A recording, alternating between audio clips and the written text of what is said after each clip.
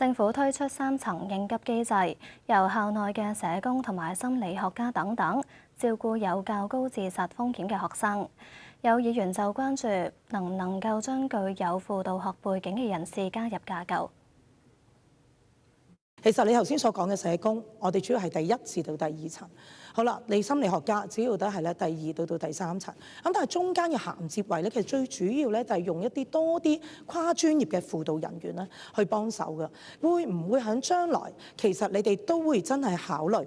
將輔導學背景嘅人士係點樣可以擺入去成個架構入邊，去協助翻我哋嘅學生，係希望當我哋揾到出嚟之後，亦都希望係可以幫到佢哋，唔好去到最 worst 嘅情況，亦都咧係減少我哋悲劇發生咧。針對住每一個個案咧，係嗰調節